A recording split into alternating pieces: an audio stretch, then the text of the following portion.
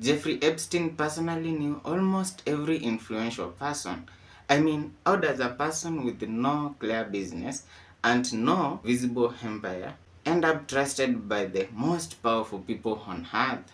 That alone should have raised alarms. So, who is this guy? Who is this guy? He was born in 1953 in Brooklyn, New York, into a middle-class family.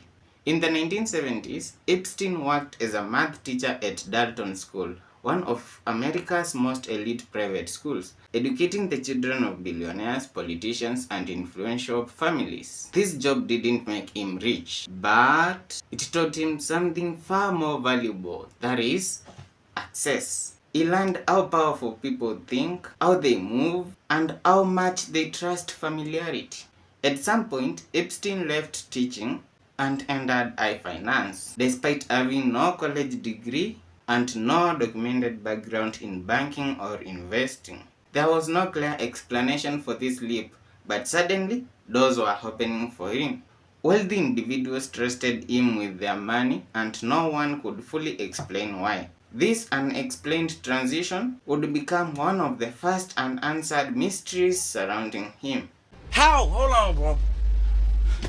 How? Okay, put a pin on that and let me explain how. By the 1990s, Epstein was living like a billionaire. He owned a private island in the Caribbean, a massive mansion in Manhattan, luxury homes in Palm Beach and New Mexico, and multiple private jets. Journalists searched for the source of his wealth, but found no public company, no hedge fund, and no clear business model. Inside that world of luxury, Epstein built something darker.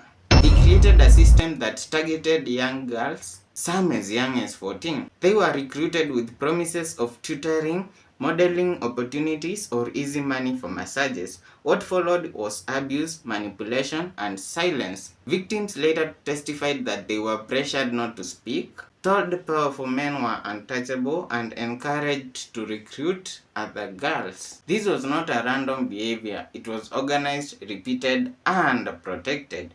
In 2008, that system nearly collapsed. Epstein was arrested and federal prosecutors had enough evidence to send him to prison for life. Instead, he received a secret plea deal that shocked the country. He pleaded guilty to minor state charges, served only 13 months, and was allowed to leave jail 6 days a week for work. The victims were never informed of the deal, and thus the message was clear. Epstein was being protected. After his release, Epstein did not disappear. He continued moving among powerful circles, appearing with politicians, royalty, billionaires, lawyers, and academics. Public figures such as Prince Andrew, Bill Clinton, and Donald Trump were linked to him socially through flights, photos, or events. It is important to categorically say this. Being associated with Epstein does not automatically mean guilt. Are we together up to that point? And continue. But then, the repeated access, protection, and silence raised serious questions that were never fully answered. One of the most disturbing places connected to Epstein was his private Caribbean property, Little St. James. To the outside world, it looked like a luxury retreat. To locals and victims, it had a different reputation. Survivors described surveillance cameras, restricted rooms, and staff trained to look away. The island became a symbol of how openly Epstein operated and how little interference he faced. Now, here is the straw which broke the camel's back. In 2019, everything changed. Epstein was arrested again. This time on federal sex trafficking charges. There would be no plea deal, no work release, and no easy exit. He was facing life in prison. For the first time, the possibility emerged that Epstein might testify and expose the network around him. That possibility made him more dangerous than he had ever been. But then, on August 10, 2019, something happened. Jeffrey Epstein was found dead in his jail cell. The official ruling was suicide, but the circumstances were deeply troubling. Surveillance cameras malfunctioned, guards fed asleep, his cellmate was removed, and he had been taken off suicide watch. Regardless of what one believes, the undeniable fact is that Epstein died before trial, before testimony, and before answering the questions that the world was asking. What?